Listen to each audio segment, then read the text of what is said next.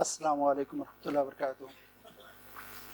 मैं सबसे पहले फेडरल जुडिशल एकेडमी और ICRC का शुक्रिया अदा करता हूँ कि उन्होंने मुझे आपके साथ गुफ्तगू का मौका दिया। आमिर मुग़ल साहब का बड़ा थ्रिलिंग सेशन था और जिसे कहते हैं कि वाकई उन्होंने यानी सबको जगा दिया। ये उस तरह के जोन से बाहर निकालना बड़ा मुश्किल होता है और फिर ख़ास तौर पर मतलब ये है कि मुझे तकरीबन जो है ना, मुझे नहीं लगता कि शायद मैं वो स्टैंडर्ड जो मेंटेन कर पाऊँगा या नहीं। जो दूसरी बात ये कि क्या आधे घंटे में आप गुफ्तगू कर सकते हैं या नहीं। मुझे याद आया कि मौलाना मोहम्मद अली जौहर साहब से किसी ने ये कहा कि आप जो है वो इतने लंबे लंबे, वो कमरेड उनका जो अखबार था, कि इतने लंबे लंबे आप इदारिये क्यों लिखते हैं। तो उन्होंने कहा कि असल में मसला ये कि मेरे पास जो है ना वो कम मुख्तसर लिखने के मेरे पास वक्त नहीं है। जिसका मतलब ये होता है कि कम वक्त में गुफ्तगू करना जो है वो ज़्यादा मुश्किल है। बाकी आपने देखा कि जुम्मे के खुतबे में मौलवी साहब 1.5-2 घंटे लगे रहते हैं, जिसकी कोई मतलब ही को वो नहीं होती।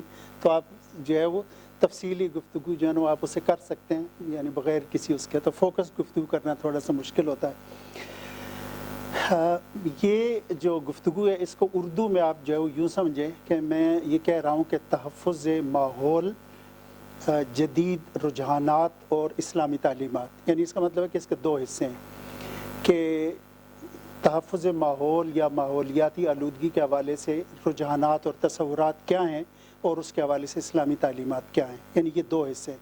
पहले हिस्से को मैं इख्तिसार के साथ, क्योंकि शुरू में भी जो है गुफ्तगू हुई है, तो फिर उसके बाद इस्लामी जो उसका हिस्सा है उसके बारे में जो आपको ये इल्म है कि माहौलियाती आलूदगी एक बहुत ही बड़ा और संगीन मसला है। अक़वाम मुत्तहिदा की एक रिपोर्ट के मुताबिक फ़िज़ाई आलूदगी से हर साल कोई 30 लाख के करीब अफराद मौत के मुँह में जाते हैं। साइंसदानों का ख़्याल ये है कि सनती इनकलाब के बाद, जो कि इंग्लिस्तान में सनती इनकलाब आया था 18वीं सदी में, उसके बाद वही कहते हैं कि फ़िज़ा में कार्बन डाइऑक्साइड और मीथेन और बाकी जो जिनको हम ग्रीन हाउस गैसेस जो कहते हैं, वो इतनी भारी मिकदार में जमा हो गई हैं कि जो कि पिछले कई हज़ार सालों में नहीं थी, और जिसका नतीजा ग्लोबल वार्मिंग या कि मौसमियाती हिद्दत की सूरत में हो रहा है। ग्लोबल वार्मिंग इस वक्त जो है ना वो एक बहुत बड़ा ख़तरा है। ग्लोबल वार्मिंग की वजह से आपको अंदाज़ा है कि मौसम जो है वो तब्दील हो रहे हैं, उसकी वजह से ग्लेशियर पिघल रहे हैं, सैलाब आ रहे हैं। आप ये देखें कि सऊदी अरब जैसे, सऊदीया, UAE, वहाँ पे सैलाब आ रहे हैं कि जहाँ पे कभी बारिशें नहीं होती थी। तो ये सारी की सारी जो है ना ये एक तब्दीली वाक़ हुई है।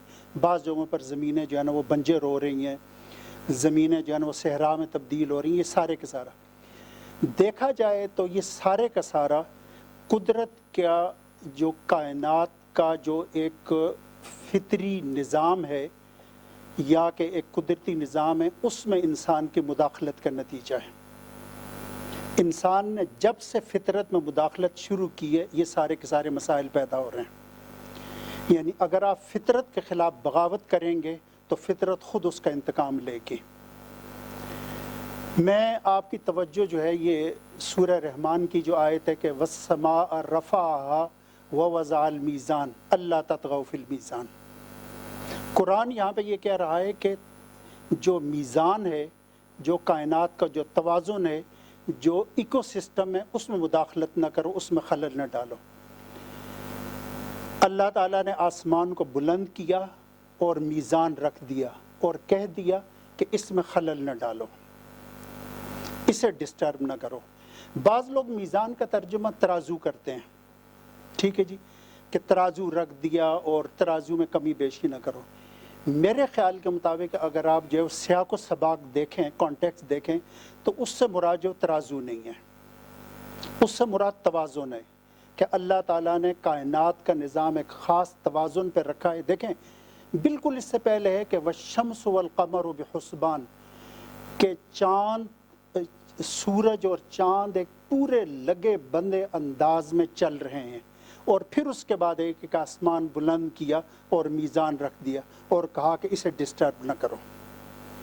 मीज़ान को जब आप डिस्टर्ब करें, क्योंकि ये तराजू इससे मुराद नहीं है। तराजू तो बहुत ही یعنی یوں سمجھ لیں کہ یہ ایک میٹافور ہے، اصل مراد جو ہے نا اس سے توازن ہے، کہ اللہ تعالیٰ کا جو توازن کا نظام ہے وہ بالکل خودکار آٹومیٹڈ، جس کا ہر حصہ دوسرے کے ساتھ ہے۔ اس میں آپ مداخلت کریں گے، بغاوت کریں گے تو قدرت جو ہے وہ ریئیکٹ کرے گی اور انتقام جو ہے وہ لے گی۔ اب یہ جو یورپ میں صنعتی انقلاب آیا، اس کے نتیجے میں جو گیسیں نکلی، اس کی وجہ سے ماحولیاتی، علامہ اقبال نے بہت پہلے اس کا جو اندازہ لگا لیا تھا۔ علامہ اقبال نے کہا تھا کہ مغرب کے ان سائنسی تجربات کے، اس نے کہا تھا کہ وہ فکر گستاخ جس نے عریاں کیا ہے فطرت کی طاقتوں کو، اسی کی بیتاب بجلیوں سے خطر میں ہے اس کا آشیانہ، کہ وہ فکر گستاخ ہے کہ جس نے فطرت کی طاقتوں کو جو عریاں کیا ہے۔ یعنی اب آپ دیکھیں کہ قدرت نے پورا ایک نظام بنایا ہوا ہے، پورا ایک نظام ہے کہ جس کے اندر مطلب یہ ہے کہ چاند سے جو ہے نا وہ مطلب یہ کہ سمندر میں لہریں اٹھتی ہیں، پانی اتھل پتھل اوپر نیچے آتا ہے، توانائی جو ہے پہنچتی ہے وغیرہ وغیرہ۔ اگر آپ ایکو سسٹم کو دیکھیں تو آپ کو لگے گا کہ بالکل ویل کیلکولیٹڈ۔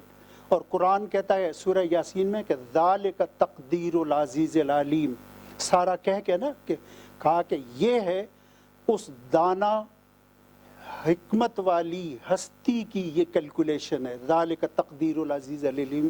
اگر آپ لوگوں کو سورہ یاسین جو یاد ہو، ٹھیک ہے نا، کہ سورج جو ہے وہ ہر ایک اپنے جو مدار میں جو ہے نا وہ تیر رہا ہے، ایک دوسرے مداخلت نہیں کرتا۔ ہم اگر مداخلت کریں گے تو اس کا نتیجہ وہی ہوگا کہ جو کہ اس وقت ہو رہا ہے۔ اور اس سے آگے خطرناک چیزیں آنے والی ہیں۔ یہ کہتے ہیں کہ قطبین پہ، پولز پہ، اسی مطلب یہ ہے کہ گلوبل وارمنگ کی وجہ سے پولز پہ جو برف پگھلے گی اور اس سے سمندر کی تہ میں جو اضافہ ہوگا، اس سے جو تباہ کاری آئے گی، مطلب یہ کہ اس کا جو اندازہ نہیں لگایا جا سکتا۔ اصل چیز یہ ہے کہ فطرت میں مداخلت نہ کریں، فطرت کا جو نظام توازن ہے اس کے اندر جو مداخلت نہ کریں۔ بلکہ علامہ اقبال نے تو صنعتی انقلاب اور اس کے حوالے سے جو کہ مطلب یہ کہ انسان دشمن تجربات، یہ سارے کے سارے، تو علامہ اقبال نے کہا تھا کہ ہے دل کے لیے موت مشینوں کی حکومت، احساس مروت کو کچل دیتے ہیں آلات۔ مشینوں کی حکومت جو ہے نا وہ احساس مروت کو کچل دیتی ہے۔ مشینیں ضرور استعمال کریں، لیکن مشین اگر آپ کا طرز زندگی اور ایک ذہنیت بن جائے تو وہ پھر جو ہے وہ انسانی، یہی سرمایہ دارانہ نظام ہے نا یہ سارے کا سارا۔ اچھا جی، اب اس کے بعد ہم اس بات پہ آتے ہیں کہ ماحولیاتی تحفظ کے لیے کوششیں کیا ہوئی ہیں۔ اچھا، اس میں اختصار کے ساتھ کہ مطلب یہ ہے کہ پچھلے کوئی میرا خیال ہے کہ 5 دہائیوں سے، 70 کی دہائی سے یہ عالمی برادری کی ایک تشویش کا یا توجہ کا یہ ایک موضوع رہا ہے، اور اس میں کوئی 4-5 اہم سنگ میل ہیں ان کوششوں میں، اور اس میں جو ہے رجحانات سامنے آئے ہیں ان کا اختصار کے ساتھ تذکرہ، اور پھر اس کے بعد میں اسلامی تعلیمات کی طرف آتا ہوں۔ 70 کی دہائی میں آپ کو علم ہے کہ امریکہ نے ویتنام کے خلاف جارحیت کی، اور اسی جارحیت کے دوران اس نے فاسفورس اور کیمیکل کا استعمال کر کے جنگلات کو تباہ کیا، انہیں جلایا۔ اس سے انسانی برادری میں جو ہے وہ تشویش کی لہر دوڑی، اور پھر اس کے بعد وہ کنونشن ہوا کہ جس کو ہم انوائرمنٹ موڈیفیکیشن کنونشن جو کہتے ہیں، یعنی کہ ماحول کو خراب کرنے والے اور دیگر جنگی وسائل کے استعمال کی، یعنی اس کی ممانعت کا معاہدہ۔ آپ نے شاید میرا خیال ہے کہ صبح اس کے حوالے سے جو گفتگو ہوگی، اس کا جو لب لباب تھا وہ یہ تھا کہ پہلی دفعہ بین الاقوامی قانون یا کہ بین الاقوامی انسانی قانون میں یہ تصور آیا کہ ماحول اسی طریقے سے غیر عسکری ہدف ہے جس طریقے سے کہ شہری آبادی ہے، کہ شہری آبادی کو اگر جو ہے وہ نشانہ نہیں بنایا جا سکتا، اسی طریقے سے ماحول کو بھی نشانہ نہیں بنایا جا سکتا۔ اس کے بعد آپ کی ریو ارتھ کانفرنس ہے، یہ 1992 کی ہے، جس کا سارا فوکس یہ تھا کہ جو صنعتی ترقی ہے یا جو معاشی ترقی ہے وہ ذمہ دارانہ ہونی چاہیے، رسپانسیبل اکنامک ڈیولپمنٹ یا کہ رسپانسیبل انڈسٹریل ڈیولپمنٹ۔ اس کا مطلب کیا ہے؟ اس کا مطلب یہ کہ صنعتی ترقی ذمہ دارانہ وہ ہوگی کہ جو کہ ماحول کے ساتھ جڑی ہوئی ہو، جو کہ ماحول کو خراب نہ کرے۔ مثلا آپ یہ دیکھیں، ہمارے ہاں سیمنٹ فیکٹریاں ہیں، ان فضا میں دھواں جو جاتا ہے، کوئی ہمارے پاس جو ٹریٹمنٹ پلانٹ نہیں ہے کہ آپ کس طریقے سے آپ کی یہ جو ٹیکسٹائل انڈسٹری ہے، کیمیکل استعمال ہوتے ہیں، صحت لوگوں کی جو خراب ہوتی ہے، اس کیمیکل کا کوئی ٹریٹمنٹ پلانٹ آپ جو نہیں لگاتے، جس کا مطلب یہ کہ صحت بھی خراب ہو رہی ہے، کینسر، جگر کی بیماریاں، یہ ساری کی ساری چیزیں، کوئی کسی کو مطلب یہ ہے کہ یہاں پر آپ لا آف ٹارٹ کو کہیں پر انووک نہیں کرتے کہ جو لوگ بیمار ہوئے ہیں، مرے ہیں، آپ کس طریقے سے آپ اسے جو کریں جو ہے۔ اچھا، اسی طریقے سے آپ کی ریفائنریز ہیں، آئل، گیس، یہ ساری کی ساری، اس سے جو مطلب یہ ہے کہ یعنی جو نقصان ہوتا ہے، یہ سارا سلسلہ تو کہا یہ جا رہا ہے کہ صنعت کو ذمہ دارانہ بنائیں۔ صنعت جو ہے نا وہ صنعتی ترقی یا کہ معاشی ترقی ذمہ دارانہ ہو، یہ اس کا جو پورا تصور تھا۔ اس کا مطلب یہ ہے کہ یہ کنونشن یہ کہہ رہا ہے کہ آپ اسے لیگل سسٹم کا بھی حصہ بنائیں اور جو ایگزیکٹو ہے مختلف اس طرح کے اقدامات لیں۔ اس کے بعد ہے ہمارے جن کو ہم ایس ڈی جیز کہتے ہیں، یعنی سسٹینیبل ڈیولپمنٹ گولز۔ آپ کو پتہ ہے نا کہ 2015 میں اقوام متحدہ نے کوئی یہ 17 کے قریب گولز جو دیے تھے، جن کا پائیدار یعنی جس کا ہم ترجمہ کرتے ہیں مستحکم اور پائیدار ترقی کے اہداف، جو کہ شروع یہاں سے ہوتا ہے کہ no hunger, no poverty, eradication of جس کو کہہ سکتے ہیں کہ economic disparity, clean water, health, education, justice وغیرہ وغیرہ اس طرح کی چیزیں۔ اقوام متحدہ یہ کہہ رہی ہے کہ مثلاً 2030 تک کوئی شخص بھوکا نہیں رہے گا یا نہیں رہنا چاہیے، یہ ٹارگٹ ہے۔ 2030 تک جو ہے وہ جو اکنامک ڈسپیرٹی ہے وہ ختم ہو۔ کیا ڈسپیرٹی ختم ہوگی؟ مطلب یہ ہے کہ پہلے جو ہے وہ یعنی 80 لوگ جو ہے وہ ان کے پاس دنیا کے 3 ارب غریب افراد کے برابر مساوی جو ہے وہ دولت تھی، اس وقت وہ 9 ہیں۔ یعنی جسے کہتے ہیں نا کنسنٹریشن آف ویلتھ اتنی تیزی سے کے ساتھ ہو رہی ہے، کیا آپ کہتے ہیں کہ اکنامک ڈسپیرٹی کو جو ختم کریں؟ تو یہ اس طرح کے مختلف جو اہداف ہیں جس میں کہ یہ اس میں جو سب سے اہم بات ہے وہ یہ ہے کہ جو ماحول کے حوالے سے ان کے کوئی 4-5 اہداف ہیں کہ مطلب یہ ہے کہ کلین انرجی دیں۔ کلین انرجی سے کیا مراد ہے کہ کاربن سے پاک انرجی ہو، ٹھیک ہے۔ اس کا اچھا، اس میں سب سے زیادہ کردار جو آپ کے آئل، گیس، ریفائنریز، ٹرانسپورٹ، یہ ساری کلین انرجی کا مطلب یہ ہے کہ آپ رینیویبل جو ہے وہ انرجی یا کہ قابل تجدید انرجی یا آپ کی مطلب یہ ہے کہ جس کو آپ کہہ سکتے ہیں کہ شمسی توانائی، سولر وغیرہ، اس پہ آپ اسے جو شفٹ کریں۔ اسی طریقے سے مطلب یہ کہ سمندری حیاتیات کا آپ جو تحفظ کریں، پھر یہ کہ اپنا خشکی پر جو موجود حیاتیات ہیں ان کا جو پھر پیرس کا جو ایگریمنٹ ہے۔ اچھا، اسی طریقے سے ایک اور جو تصور ہے وہ ہے گرین فائنانس۔ پتہ نہیں آپ لوگوں نے یہ سنا، یعنی گرین فائنانس، گرین بانڈز، سبز معیشت، یہ سارے کے سارے یعنی اس کا مطلب یہ ہے کہ جس طریقے سے کہ یہ ماحولیاتی تحفظ یا ماحولیاتی آلودگی جس طریقے سے کہ ہمارے قانونی نظام میں آئی ہے، اسی طریقے سے یہ ہمارے مالیاتی نظام کا بھی حصہ بنا ہے۔ یعنی اس کا مطلب یہ ہے کہ اقوام متحدہ اور ورلڈ بینک ان کی ترجیح یہ ہے کہ جتنے بھی مالیاتی ادارے ہیں، فائنینشیل انسٹیٹیوشنز، وہ ان صنعتوں کو فائنانس کریں کہ جو کہ ماحول کو خراب کرنے کا باعث نہ بنے جائے، یا اس طریقے سے کہ مثلاً یہ کہ آپ جیسے ہم کہتے ہیں کہ سولر ہے یا کہ اور اس طرح کی شمسی توانائی یا جو کہ آبی مطلب کہ اس سے بننے ہو، تو اس کا مطلب یہ ہے کہ یہ سارے کا سارا گرین فائنانس۔ پاکستان میں بھی اسٹیٹ بینک کا یہ ایک انیشیٹو رہا ہے۔ اسٹیٹ بینک نے کچھ عرصہ پہلے کوئی 6 بلین کی اماؤنٹ یہ کہا تھا کہ بینکوں کو کہ آپ لوگ جو سبسیڈائز، اس پہ سبسیڈائز سے مراد یہ ہے کہ آپ جو لوگ جو سولر لگوانا چاہتے ہیں تو ان سے آپ 6% لیں اور باقی 20% سبسڈی جو ہے وہ اسٹیٹ بینک دے گا۔ لیکن آئی ایم ایف نے آ کے یہ کہا کہ بھئی آپ کے پاس کھانے کو پیسے نہیں ہیں تو آپ یہ شاہ خرچیاں بند کریں جو ہے، ٹھیک ہے نا جی، کہ مطلب لیکن اسٹیٹ بینک بھی کیا کرتا تھا؟ اسٹیٹ بینک یہ کرتا ہے کہ وہ خربوں کے ٹی بلز جو ہے نا وہ جاری کرتا ہے 3 مہینے کے لیے، 20% پہ 25% پہ جو بھی ہے جو ہے 3 مہینے پورے ہو نہیں پاتے کہ ایک اور جاری کر دیتا ہے۔ تو جن بینکوں نے یہ بانڈز خریدے ہوتے ہیں انہیں آپ پیسے دے کے اور اگلے آپ اس طریقے سے کریں۔ یعنی اس کا مطلب ہے کہ یہ سارا سرٹیفکیٹس، بانڈز، یہ سارے قرض لینے کا۔ وہ مرزا غالب نے کیا کہا تھا کہ مطلب یہ قرض کی پیتے تھے میں اور سمجھتے تھے کہ یوں رنگ لائے گی ہماری فاقہ مستی ایک دن. جو ہمارا یہی ہے نا کہ جی بینکوں سے بھی آپ قرض لیں, باہر سے بھی لیں, اور سوچ رہے ہوتے ہیں کہ رنگ لائے گی ہماری فاقہ مستی.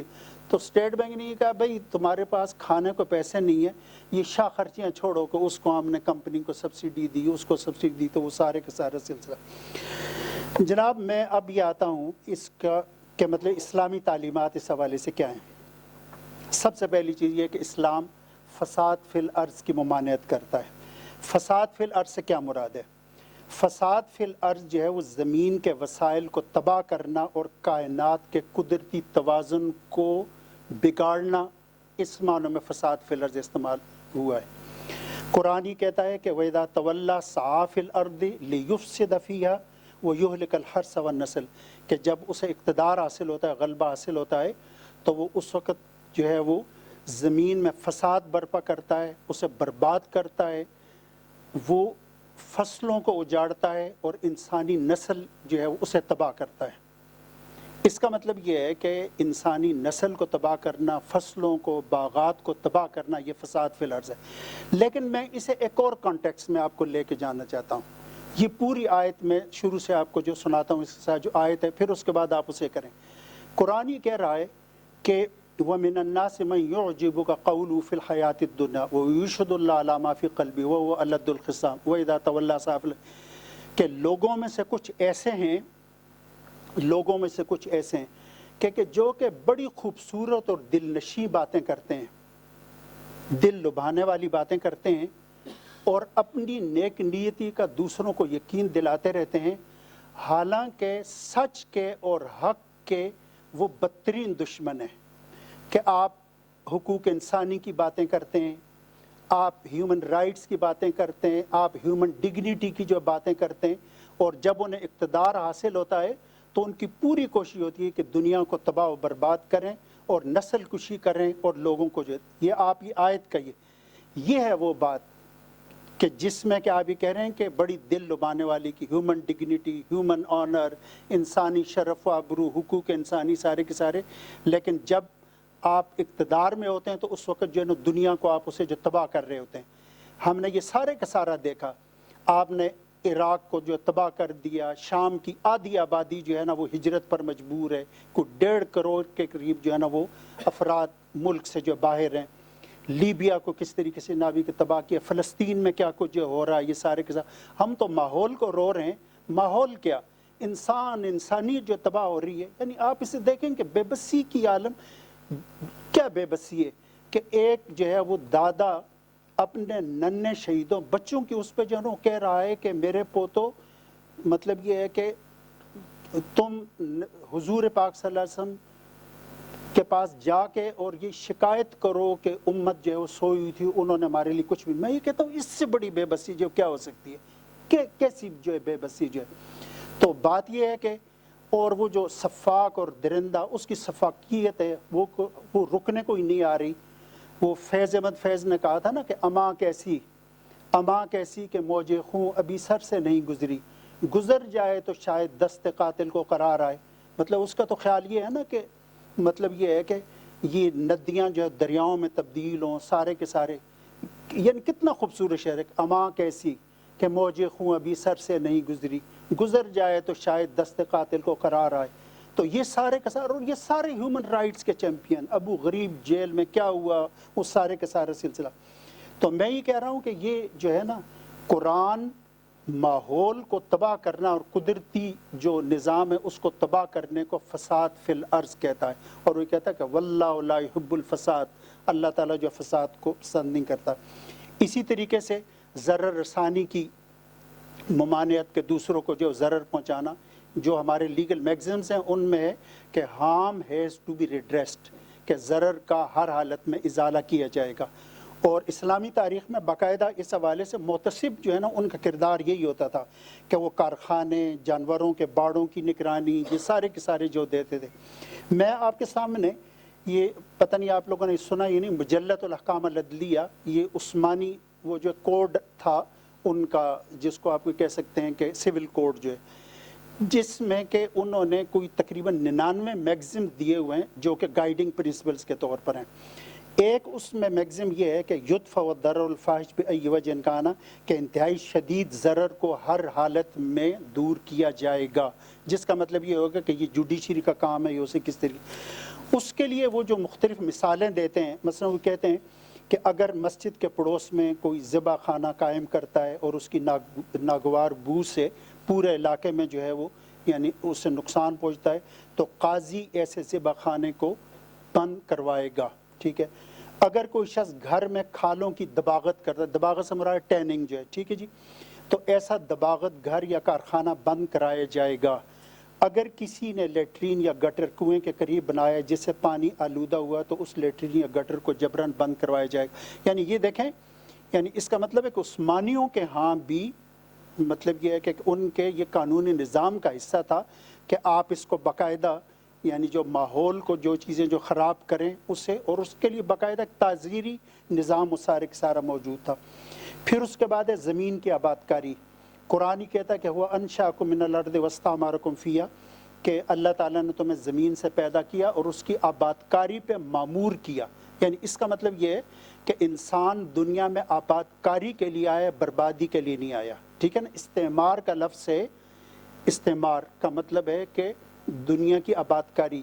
یہ جو استعمار ہمارے یہاں استعمال ہوا ہے نا، یہ بھی ایک قسم کا کنفیوژن ہے، کیونکہ مطلب یہ ہے کہ جو سامراج ہے اس نے اپنی مطلب یہ کہ یہ جو جس کو آپ یہ کہہ سکتے ہیں کہ یہ جو جارحیت یا دنیا میں سارے کے سارے، اس کو لیگلائز کرنے کے لیے انہوں نے خود الفاظ ایسے کوائن کیے، مثلا کولونیلزم کہ ہم دنیا کی آباد کاری کے لیے آئے ہیں، وائٹ مینز برڈن کہ یہ سفید چمڑی والے کی یہ اللہ کی طرف سے یہ ذمہ داری ہے کہ وہ دنیا کو جو آباد کرے یا دوسروں کو جو مہذب بنائے، ٹھیک۔ اچھا، اس میں تو میں 5 منٹ کے بعد ختم کر دوں گا جناب، بالکل فکر ہی نہ کریں، کوئی ایسا مسئلہ نہیں ہے، ٹھیک ہے جی۔ اچھا، تو اس کا مطلب یہ ہے کہ زمین کی آباد کاری کہا گیا کہ من احیا ارضا مواطن فولو، کہ جو بنجر زمین ہے انہیں آپ آباد کریں، جس نے کوئی بنجر زمین جو آباد کی وہ اس کی ہے، ٹھیک ہے۔ اچھا، اسی طریقے سے من کانت لو ارض فلیزرع،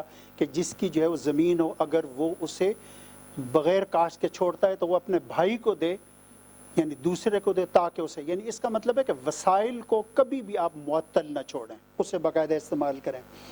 وسائل کے ضیاع کی ممانعت کی گئی ہے، کہ مطلب کہا گیا ہے کہ اگر آپ نہر کے کنارے ہیں اور آپ اس سے جو پانی لے رہے ہوں تو وضو کے لیے اتنا پانی لیں کہ جتنا کہ جو ضروری ہے، یعنی وہاں پر بھی آپ اسے جو نہ کریں۔ جو ہے درختوں کی مطلب یہ کہ شجر کاری کی بہت زیادہ تاکید کی گئی ہے۔ حدیث کے الفاظ یہ ہیں کہ جب بھی ایک مسلمان کوئی پودا کاشت کرتا ہے اور اس سے کوئی انسان، پرندہ یا جانور جو ہے وہ فائدہ اٹھاتا ہے، کچھ کھا لیتا ہے، تو یہ اس کے لیے صدقہ بن جاتا ہے۔ حدیث کے الفاظ یہ ہیں کہ اگر آپ کے ہاتھ میں جو پودا ہو اور آپ کو پتہ ہو کہ قیامت جو ہے وہ برپا ہو رہی ہے اور آپ کو موقع ملے، مطلب اتنی مہلت ہو، تو آپ جو ہے وہ پودا لازماً لگائیں۔ یعنی اس کا مطلب یہ ہے کہ یہ یعنی شجر کاری، دنیا کو آباد کرنا، یہ ساری کی ساری۔ اچھا، اسی طریقے سے آلودگی پھیلانے کی ممانعت ہے، پانی کی گزرگاہ، شاہراہ عام، درختوں کے سائے میں، یہ ساری کی ساری چیزیں جو، تو ہم اس سے یہ کہہ سکتے ہیں کہ یعنی مطلب یہ ہے کہ قرآن، سنت اور ہمارے جورسٹک لٹریچر میں ماحول کے حوالے سے جو تعلیمات ہیں، یہ جو ہم پڑھتے ہیں نا کہ ان موڈ کنونشن ہے یا کہ ریو ارتھ سمٹ ہے یا SDGs ہیں، یہ سارے کے سارے they are rooted well anchored in the Quran and Sunnah. تو یہ ساری کی ساری تعلیمات ہمیں ملتی ہیں۔ بس یہ ہے جناب اختصار کے ساتھ جی، ٹھیک ہے جی۔